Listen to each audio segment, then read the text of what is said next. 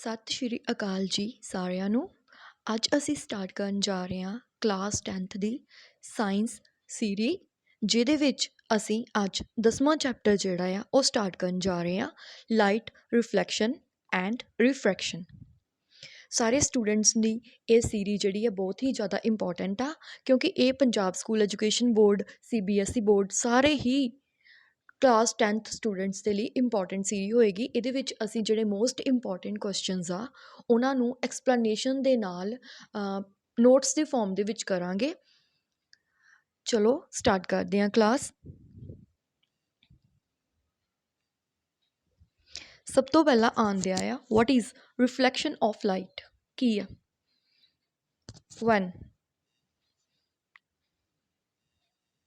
when a ray of light approaches a smooth polished surface and the light ray bounces back।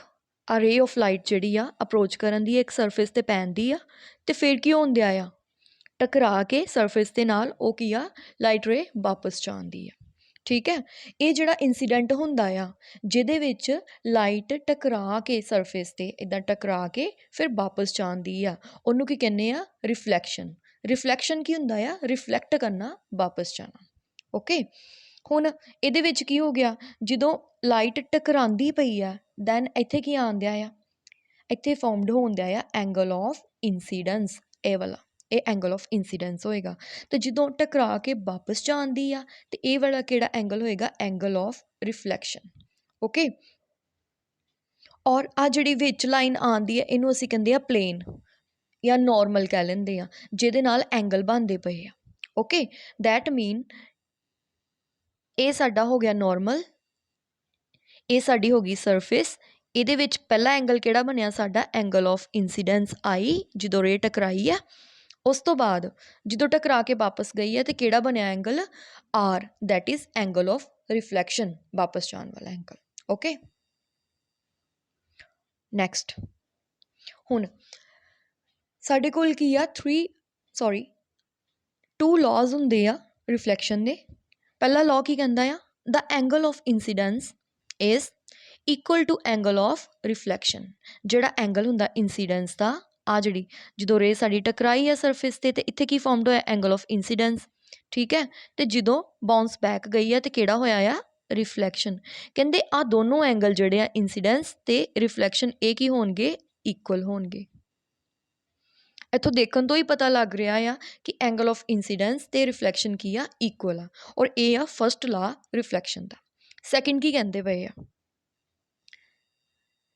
Second ਦੇਖੋ, ਇਹ ਕਹਿ ਰਹੇ ਆ ਜਿਹੜੀ ਇੰਸੀਡੈਂਟ ਰੇ ਆ ਅਤੇ normal to the mirror at the point of incidence and the reflected ray all lie in the same plane।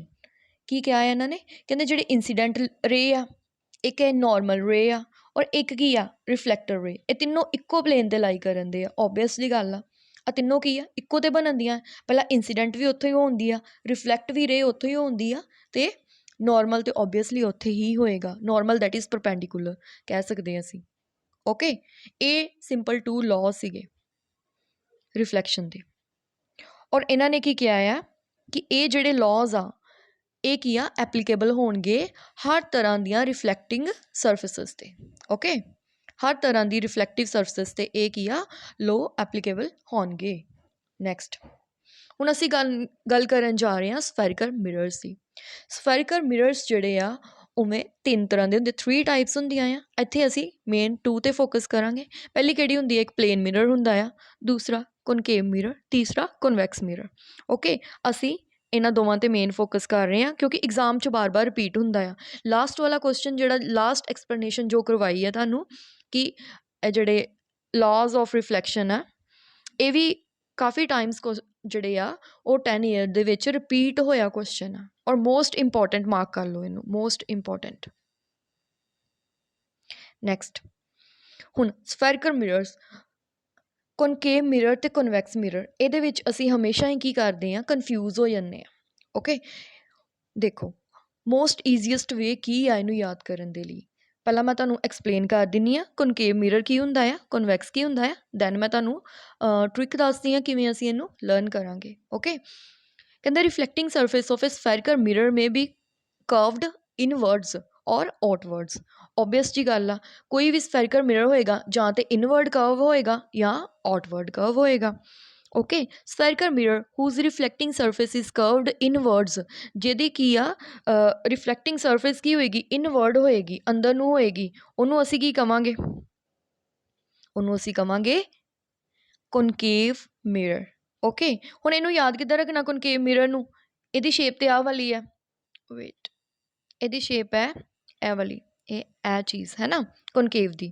ਹੁਣ ਇਹਨੂੰ ਯਾਦ ਕਿੱਦਾਂ ਰੱਖਾਂਗੇ, ਇਹਨੂੰ ਥੋੜ੍ਹਾ ਜਿਹਾ ਫੈਲਾ ਦਈਏ, ਕੀ ਬਣਦੀ ਆ, ਗੁਫਾ ਬਣਦੀ ਆ, ਜਿੱਦਾਂ ਗੁਫਾ ਦੇ ਅੰਦਰ ਕਿਸੇ ਨੇ ਜਾਣਾ ਹੋਏ। ਕੇਵ ਨੂੰ, ਗੁਫਾ ਨੂੰ ਇੰਗਲਿਸ਼ 'ਚ ਕੀ ਕਹਿੰਦੇ ਆ, ਕੇਵ। ਦੈਟ ਮੀਨ ਇਹ ਕੀ ਆ ਸਾਡਾ ਕਨਕੇਵ ਮਿਰਰ। ਓਕੇ, ਇਹਨੂੰ ਅਸੀਂ ਇਵੇਂ ਯਾਦ ਰੱਖ ਲੈਣਾ ਆ। ਓਕੇ, ਉਸ ਤੋਂ ਬਾਅਦ ਜਿਹੜਾ ਕਨਵੈਕਸ ਮਿਰਰ ਆ, ਇਹਦੇ ਵਿੱਚ ਕੀ ਹੁੰਦਾ ਆ, ਓਬਵੀਅਸ ਜੀ ਗੱਲ ਆ, ਜਿਹਦੇ 'ਚ ਕੇਵ ਨਹੀਂ ਬਣਦੀ ਪਈ ਉਹ ਸਾਡਾ ਕੀ ਹੋਏਗਾ, ਕਨਵੈਕਸ ਮਿਰਰ ਹੋਏਗਾ। ਦੈਟ ਮੀਨ ਇਹ ਵਾਲਾ। ਹੁਣ ਇਹਦੇ ਵਿੱਚ ਕੀ ਹੈ ਡਿਫਰੈਂਸ, ਕੀ ਆ ਦੋਵਾਂ ਦੇ ਵਿੱਚ, ਜਿਹੜਾ ਕਨਕੇਵ ਮਿਰਰ ਆ ਸਾਡਾ ਉਹ ਕੀ ਕਰਦਾ ਆ, ਲਾਈਟ ਰੇਜ਼ ਕੀ ਕਰਦੀਆਂ ਉਹਦੇ ਵਿੱਚ ਮੀਟ ਕਰਦੀਆਂ ਆ, ਇਕੱਠੀਆਂ ਹੁੰਦੀਆਂ ਆ। ਮੰਨ ਲਓ ਇੱਦਾਂ ਰੇਜ਼ ਆਉਂਦੀਆਂ ਆ, ਜਦੋਂ ਹੀ ਉਹ ਕਨਕੇਵ ਮਿਰਰ 'ਚੋਂ ਪਾਸ ਹੋਣਗੀਆਂ ਤੇ ਉਹ ਕੀ ਕਰਨਗੀਆਂ, ਇੱਦਾਂ ਇਕੱਠੀਆਂ ਹੋ ਜਾਣਗੀਆਂ ਇੱਕ ਪੁਆਇੰਟ 'ਤੇ। ਇੱਕ ਮਿੰਟ, ਰੇਜ਼ ਕੀ ਕਰਨਗੀਆਂ, ਇੱਕ ਪੁਆਇੰਟ 'ਤੇ ਇਕੱਠੀਆਂ ਹੋ ਜਾਣਗੀਆਂ, ਕਨਵਰਜ ਕਰ ਜਾਣਗੀਆਂ। ਕਨਵਰਜ ਕੀ ਹੁੰਦਾ ਆ, ਇਕੱਠੀਆਂ ਹੋਣਾ। ਰੇਜ਼ ਆਈਆਂ ਲਾਈਟ ਦੀਆਂ ਅਤੇ ਇਹ ਕੀ ਕਰ ਗਈਆਂ, ਕਨਵਰਜ ਕਰ ਗਈਆਂ ਇੱਕ ਪੁਆਇੰਟ 'ਤੇ ਕਨਕੇਵ ਮਿਰਰ ਦੇ ਵਿੱਚ। ਅਤੇ ਜੇ ਅਸੀਂ ਗੱਲ ਕਰੀਏ ਕਨਵੈਕਸ ਮਿਰਰ ਦੀ, ਤਾਂ ਇਹਦੇ ਵਿੱਚ ਕੀ ਹੋਏਗਾ, ਇਹਦੇ ਵਿੱਚ ਕੀ ਰੇਜ਼ ਡਾਇਵਰਜ ਕਰਨਗੀਆਂ, ਸਪਰੈਡ ਕਰ ਜਾਣਗੀਆਂ। ਮੰਨ ਲਓ ਰੇਜ਼ ਆਈਆਂ, ਪਿੱਛੋਂ ਆਈਆਂ, ਠੀਕ ਹੈ, ਅੱਗੇ ਕੀ ਆ, ਮਿਰਰ ਪਿਆ ਹੋਇਆ ਆ, ਇੱਥੇ ਮਿਰਰ ਪਿਆ ਹੋਇਆ ਆ, ਇਹ ਫੈਲ ਜਾਣਗੀਆਂ, ਇੱਦਾਂ ਆਉਂਦੀਆਂ ਆ, ਇੱਧਰ ਨੂੰ ਫੈਲੀ ਜਾਂਦੀਆਂ ਸਾਰੀਆਂ। ਠੀਕ ਹੈ, ਇਹ ਕੀ ਕਰ ਦਿੰਦਾ ਆ, ਕਨਵੈਕਸ ਮਿਰਰ ਜਿਹੜਾ ਹੈਗਾ ਆ ਉਹ ਰੇਜ਼ ਨੂੰ ਡਾਇਵਰਜ ਕਰ ਦਿੰਦਾ ਆ, ਫੈਲਾਉਂਦਾ ਪਿਆ ਆ। ਹੋਪ ਤੁਸੀਂ ਸਮਝ ਚੁੱਕੇ ਹੋਵੋਗੇ। ਐਂਡ ਇਹ ਵੀ ਮੋਸਟ ਇੰਪੋਰਟੈਂਟ ਕੁਐਸਚਨ ਆ, ਇਹ ਵੀ ਰਿਪੀਟ ਹੁੰਦਾ ਹੀ ਰਹਿੰਦਾ ਆ, ਸ਼ਾਰਟਸ 'ਚ ਵੀ 1-2 ਮਾਰਕਸ 'ਚ ਹਮੇਸ਼ਾ ਹੀ ਇਹ ਜਿਹੜਾ ਕੁਐਸਚਨ ਆ ਰਿਪੀਟ ਹੁੰਦਾ ਆ। ਨੈਕਸਟ ਦੇਖੋ, ਹੁਣ ਫਿਊ ਟਰਮਸ ਆ ਜਿਹੜੇ 1-1 ਮਾਰਕਸ 'ਚ ਆਉਂਦੀਆਂ ਰਹਿੰਦੀਆਂ ਆ। ਸਭ ਤੋਂ ਪਹਿਲਾਂ ਕੀ ਆ, ਪੋਲ।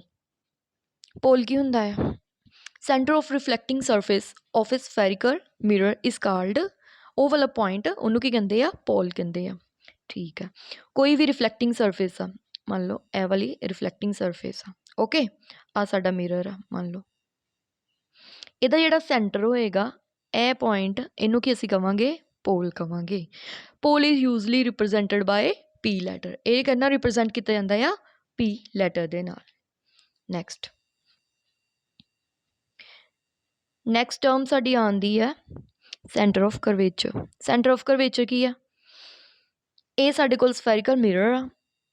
ਓਕੇ, ਔਰ ਇਹਦਾ ਜਿਹੜਾ ਸੈਂਟਰ ਹੋਏਗਾ ਉਹ ਕੀ ਹੋਏਗਾ, ਸੈਂਟਰ ਆਫ ਕਰਵੇਚਰ, ਇਹ ਵਾਲਾ। ਔਰ ਇਹਨੂੰ ਕਿੰਨਾ ਰਿਪਰੈਜ਼ੈਂਟ ਕਰਦੇ ਆ, ਸੀ ਨਾਲ। Reflecting surface of a spherical mirror forms a part of the sphere. This sphere has a centre, ਮਤਲਬ ਜਿਹੜੀ ਵੀ ਰਿਫਲੈਕਟਿੰਗ ਸਰਫੇਸ ਆ ਉਹ ਕੀ ਫਾਰਮ ਕਰਨ ਦੀ, ਇੱਕ ਸੈਂਟਰ ਫਾਰਮ ਕਰਨ ਦੀ ਆ, ਅਤੇ ਉਹਦਾ ਜਿਹੜਾ ਹੋਏਗਾ ਸੈਂਟਰ, ਸਰਕਲ ਦਾ ਸੈਂਟਰ ਹੋਏਗਾ ਉਹ ਕੀ ਹੋਏਗਾ, ਸਾਡਾ ਸੈਂਟਰ ਆਫ ਕਰਵੇਚਰ, ਔਰ ਜਿਹਨੂੰ ਅਸੀਂ ਰਿਪਰੈਜ਼ੈਂਟ ਕਰਾਂਗੇ ਸੀ ਦੇ ਨਾਲ। ਨੈਕਸਟ ਸਾਡਾ ਆਉਂਦਾ radius of curvature. Radius of curvature ਕੀ ਹੁੰਦਾ, ਰੇਡੀਅਸ ਆਫ ਏ ਸਫੇਅਰ, ਇਹ ਸਾਡੀ ਸਫੇਅਰ ਆ। ਓਕੇ, ਮੰਨ ਲਓ ਇਹ ਸਾਡਾ ਸ਼ੇਪ ਬਣਨ ਦੀ ਹੈ ਸਫੇਅਰ ਦੀ, ਠੀਕ ਹੈ, ਸਾਡੀ ਸਫੈਰੀਕਲ ਮਿਰਰ ਦੀ ਇਹ ਸ਼ੇਪ ਬਣਨ ਦੀ ਆ। ਇਹਦਾ ਜਿਹੜਾ ਰੇਡੀਅਸ ਹੋਏਗਾ ਇਹ ਇੰਨਾ, ਉਹ ਕੀ ਹੋਏਗਾ, ਰੇਡੀਅਸ ਆਫ ਕਰਵੇਚਰ ਹੋਏਗਾ। ਓਕੇ, ਹੁਣ ਇਹਨੂੰ ਆਪਾਂ ਆਰ ਦੇ ਨਾਲ, ਕੈਪੀਟਲ ਆਰ ਦੇ ਨਾਲ ਰਿਪਰੈਜ਼ੈਂਟ ਕਰਦੇ ਹਾਂ। ਇੱਕ ਚੀਜ਼ ਦਾ ਅਸੀਂ ਧਿਆਨ ਰੱਖਣਾ ਆ ਕਿ ਜਦੋਂ ਵੀ ਅਸੀਂ ਐਗਜ਼ਾਮ ਦੇ ਵਿੱਚ ਕੁਐਸਚਨ ਅਟੈਂਪਟ ਕਰਦੇ ਹਾਂ, ਅਸੀਂ ਟਰਾਈ ਕਰਨਾ ਆ ਕਿ ਨਾਲ ਆਪਾਂ ਡਾਇਗਰਾਮਸ ਜ਼ਰੂਰ ਬਣਾਉਣੀਆਂ ਆ, ਕਿਉਂਕਿ ਡਾਇਗਰਾਮਸ ਦੇ ਨਾਲ ਜਦੋਂ ਅਸੀਂ ਐਕਸਪਲੇਨ ਕਰਦੇ ਹਾਂ ਅਤੇ ਐਗਜ਼ਾਮੀਨਰ 'ਤੇ ਵਧੀਆ ਇੰਪਰੈਸ਼ਨ ਪੈਂਦਾ ਆ ਕਿ ਬੱਚੇ ਨੂੰ ਡੀਪ ਨੌਲੇਜ ਆ ਕਨਸੈਪਟ ਦੀ। ਨੈਕਸਟ ਅਸੀਂ ਹਾਂਜੀ, ਨੈਕਸਟ ਅਸੀਂ ਕਰ ਰਹੇ ਹਾਂ ਪ੍ਰਿੰਸੀਪਲ ਐਕਸਿਸ। ਪ੍ਰਿੰਸੀਪਲ ਐਕਸਿਸ ਕੀ ਹੁੰਦਾ ਆ, ਕਹਿੰਦਾ imagine a line passing through the pole and the centre of the curvature of the spherical mirror. ਇੱਕ ਲਾਈਨ ਆ ਜਿਹੜੀ ਕੀ ਆ ਸੈਂਟਰ ਆਫ ਕਰਵੇਚਰ ਆਫ ਤੇ ਪੋਲ ਦੇ ਵਿੱਚੋਂ ਦੀ ਲੰਘਣ ਦੀ ਆ। ਠੀਕ ਆ, this line is called principal axis. ਇਹ ਵਾਲੀ ਲਾਈਨ ਨੂੰ ਕੀ ਕਵਾਂਗੇ ਅਸੀਂ? ਪ੍ਰਿੰਸੀਪਲ ਐਕਸਿਸ ਕਵਾਂਗੇ। Okay, next focus. ਫੋਕਸ ਕੀ ਹੁੰਦਾ ਆ? Principal focus of a spherical mirror is that it is the point on the principal axis through which rays of light parallel to the principal axis pass after reflection। ਕੋਈ ਵੀ raise ਆ, ਕੋਈ ਵੀ mirror ਆ, ਹੈ ਨਾ, ਚਾਹੇ ਆਪਾਂ convex mirror ਲੈਂਦੇ ਆ ਜਾਂ ਕਨਕੇਵ ਮਿਰਰ ਲੈਂਦੇ ਆ, ਰੇਜ਼ ਜਾਂ ਤਾਂ ਕੀ ਕਰਨਗੀਆਂ? ਕਨਵਰਜ ਹੋਣਗੀਆਂ, ਤੁਹਾਨੂੰ ਸਮਝਾਇਆ ਸੀ ਹੈ ਨਾ, ਜਾਂ ਤੇ ਕਨਵਰਜ ਹੋਣਗੀਆਂ ਰੇਜ਼ ਤੇ ਜਾਂ ਕੀ ਹੋਣਗੀਆਂ? ਡਾਇਵਰਜ ਹੋਣਗੀਆਂ। ਤੇ ਉਹ ਵਾਲਾ ਪੁਆਇੰਟ ਮਿਰਰ ਦਾ ਜਿੱਥੇ ਆਫਟਰ ਡਾਇਵਰਜਿੰਗ ਜਾਂ ਕਨਵਰਜਿੰਗ ਰੇਜ਼ ਮੀਟ ਕਰਦੀਆਂ ਆ, ਠੀਕ ਆ, ਸਾਨੂੰ ਲੱਗਦਾ ਆ ਕਿ ਉਹ ਇਕੱਠੀਆਂ ਹੋ ਰਹੀਆਂ ਜਿਹੜੇ ਪੁਆਇੰਟ 'ਤੇ, ਉਹਨੂੰ ਅਸੀਂ ਕੀ ਕਵਾਂਗੇ? ਫੋਕਸ ਕਵਾਂਗੇ। ਹੁਣ ਇੱਥੇ ਆਪਾਂ ਡਾਇਵਰਜਿੰਗ ਲੈਂਸ ਲਿਆ ਆ, ਹੈ ਨਾ, ਆ ਰੇਜ਼ ਆਈਆਂ, ਡਾਇਵਰਜ ਹੋ ਗਈਆਂ, ਟਕਰਾ ਕੇ ਪਿੱਛੇ ਨੂੰ ਫੈਲ ਗਈ, ਆਈ ਟਕਰਾ ਕੇ ਪਿੱਛੇ ਨੂੰ ਫੈਲ ਗਈ। ਇੱਥੋਂ ਆਪਾਂ ਹੌਲੀ ਹੌਲੀ ਅੱਗੇ ਨੂੰ ਕੀਤਾ ਤੇ ਇੱਥੇ ਅਪੇਅਰ ਹੋਣ ਦਿਆ ਆ ਵਰਚੁਅਲ ਇਮੇਜ ਫਾਰਮਡ ਹੋਣ ਦੀ। ਵਰਚੁਅਲ ਕੀ ਆ? ਅਸੀਂ ਖੁਦ ਕਰ ਰਹੇ ਹਾਂ। ਜੇ ਇਹਦੀ ਜਗ੍ਹਾ 'ਤੇ ਕਨਕੇਵ ਮਿਰਰ ਹੁੰਦਾ ਤੇ ਫਿਰ ਇੱਧਰ ਹੀ ਰੇਜ਼ ਇਕੱਠੀਆਂ ਹੋਣੀਆਂ ਸੀ, ਬਟ ਹੁਣ ਕੀ ਆ? ਕਨਵੈਕਸ ਮਿਰਰ ਆ, ਰੇਜ਼ ਕੀ ਕਰ ਰਹੀਆਂ ਆ? ਡਾਇਵਰਜ ਹੋ ਰਹੀਆਂ ਆ ਐਕਚੁਅਲੀ, ਬਟ ਅਸੀਂ ਇੱਥੇ ਵਰਚੁਅਲ ਇਮੇਜ ਫਾਰਮਡ ਕਰ ਰਹੇ। ਜਿਹੜੇ ਪੁਆਇੰਟ 'ਤੇ ਸਾਨੂੰ ਲੱਗ ਰਿਹਾ ਕਿ ਰੇਜ਼ ਇਕੱਠੀਆਂ ਹੋ ਰਹੀਆਂ ਆ, ਉਹਨੂੰ ਅਸੀਂ ਕੀ ਕਵਾਂਗੇ? ਫੋਕਸ। ਹੁਣ ਇੱਥੇ ਫੋਕਸ ਕਿਹੜਾ ਆ? ਇਹ ਵਾਲਾ। ਓਕੇ, ਇਹ ਇੱਥੋਂ ਇੱਥੇ ਸਾਰੀਆਂ ਰੇਜ਼ ਮਿਲਣ ਦੀਆਂ ਆ, ਇਕੱਠੀਆਂ ਹੋ ਰਹੀਆਂ ਆ। ਹੋਪ ਤੁਹਾਨੂੰ ਬਿਲਕੁਲ ਸਮਝ ਲੱਗ ਰਹੀ ਹੋਏਗੀ। ਨੈਕਸਟ, ਫੋਕਲ ਲੈਂਥ ਕੀ ਹੁੰਦੀ ਹੈ? Focal length of a spherical mirror ਕੀ ਹੈ? Is defined as the distance of the pole of the mirror from the point on the axis of the mirror at which rays parallel to the principal axis appear to converge। ਜਿੱਥੇ ਕਿ ਸਾਨੂੰ ਲੱਗਦਾ ਆ ਵੀ raise ਕੀ ਹੋ ਰਹੀਆਂ ਆ? ਕਨਵਰਜ ਹੋ ਰਹੀਆਂ ਆ। ਠੀਕ ਹੈ, ਸਿੱਧੀ ਜੀ ਗੱਲ ਹੈ, ਫੋਕਸ ਦੇ ਵਿੱਚ ਤੇ ਪੋਲ ਦੇ ਵਿੱਚ, ਇਹਨਾਂ ਦੋਵਾਂ ਦੇ ਵਿਚਲਾ ਜਿਹੜਾ ਡਿਸਟੈਂਸ ਹੋਏਗਾ ਉਹਨੂੰ ਅਸੀਂ ਫੋਕਲ ਲੈਂਥ ਕਵਾਂਗੇ। ਓਕੇ, ਨੈਕਸਟ ਲਾਸਟ ਜਿਹੜੀ ਟਰਮ ਆ, ਜਿਹੜੀ ਮੋਸਟ ਇੰਪੋਰਟੈਂਟ ਹੈ, ਇਹ ਕਿਹੜੀ ਆ? ਅਪਰਚਰ। ਅਪਰਚਰ ਕੀ ਹੁੰਦਾ ਆ? The reflecting surface of the spherical mirror is by and large spherical. ਆ ਰਿਫਲੈਕਟਿੰਗ ਸਰਫੇਸ ਆ, ਇਹ ਕੀ ਆ? ਲਾਰਜ ਵੀ ਹੁੰਦੀ ਹੈ। ਠੀਕ ਹੈ, the surface has a circular outline. Surface 'ਚ ਕੀ ਹੁੰਦੀ ਆ? ਸਰਕੂਲਰ ਆਊਟਲਾਈਨ ਹੁੰਦੀ ਆ। Diameter of the reflecting surface of a spherical mirror. ਸਿਰਫ ਆਪਾਂ ਰਿਫਲੈਕਟਿੰਗ ਦੇਖਣੀ ਆ ਵੀ ਜਿੱਥੇ ਰੇਜ਼ ਟਕਰਾ ਕੇ ਜਾਂ ਤਾਂ ਰਿਫਲੈਕਟ ਹੁੰਦੀਆਂ ਜਾਂ ਕੀ ਹੁੰਦੀਆਂ ਆ? ਕਨਵਰਜ ਹੁੰਦੀਆਂ ਆ ਜਾਂ ਡਾਇਵਰਜ ਹੁੰਦੀਆਂ, ਉਹ ਵਾਲੀ ਸਰਫੇਸ ਸਿਰਫ ਮਿਰਰ ਦੀ, ਉਹਦਾ ਜਿਹੜਾ ਡਾਇਆਮੀਟਰ ਹੋਏਗਾ ਉਹਨੂੰ ਅਸੀਂ ਕੀ ਕਹਿਣਾ ਆ? Aperture. Okay, surface of the spherical mirror is called its aperture diameter of reflecting surface. ਠੀਕ ਹੈ, ਉਹਨੂੰ ਅਪਰਚਰ ਕਵਾਂਗੇ। ਹੁਣ ਜੇ ਅਸੀਂ ਗੱਲ ਕਰੀਏ ਕਿ ਉਹ ਵਾਲੇ ਸਫੈਰੀਕਲ ਮਿਰਰ ਜਿਹੜੇ ਛੋਟੇ ਹੁੰਦੇ ਆ, ਜਿਹਨਾਂ ਦਾ ਛੋਟਾ ਅਪਰਚਰ ਹੁੰਦਾ ਆ, ਉਹਦੇ ਵਿੱਚ ਕੀ ਫਾਰਮੂਲਾ ਅਪਲਾਈ ਹੁੰਦਾ ਆ? R equals to 2F। F ਕੀ ਸੀਗਾ? F ਸੀਗੀ ਤੁਹਾਡੀ ਫੋਕਲ ਲੈਂਥ, R ਕੀ ਸੀਗਾ? Radius of curvature. ਹੁਣ ਇਹ ਜਿਹੜਾ ਫਾਰਮੂਲਾ ਆ, ਨੈਕਸਟ ਜਦੋਂ ਅਸੀਂ ਆਪਣੇ ਨੂਮੈਰੀਕਲ ਸੋਲਵ ਕਰਾਂਗੇ ਉਹਦੇ ਵਿੱਚ ਇਹ ਬਾਰ-ਬਾਰ ਯੂਜ਼ ਹੋਣਾ ਹੈ ਐਂਡ ਮੋਸਟ ਇੰਪੋਰਟੈਂਟ ਆ। ਇਹ ਸਾਰੀਆਂ ਹੀ ਟਰਮਸ ਬਾਰ-ਬਾਰ ਰਿਪੀਟਡਲੀ ਐਗਜ਼ਾਮ ਦੇ ਵਿੱਚ ਪੁੱਛੀਆਂ ਜਾਂਦੀਆਂ ਨੇ। ਹੋਪ ਤੁਹਾਨੂੰ ਅੱਜ ਦੀ ਕਲਾਸ ਬਹੁਤ ਅੱਛੀ ਤਰ੍ਹਾਂ ਸਮਝ ਲੱਗੀ ਹੋਏਗੀ। ਮਿਲਦੇ ਹਾਂ ਨੈਕਸਟ ਵੀਡੀਓ ਦੇ ਵਿੱਚ ਅਤੇ ਜਲਦੀ ਤੋਂ ਜਲਦੀ ਫਿਨਿਸ਼ ਕਰਦੇ ਹਾਂ। Best wishes for future. Thanks allot for watching. ਧੰਨਵਾਦ ਜੀ ਸਾਰਿਆਂ ਨੂੰ।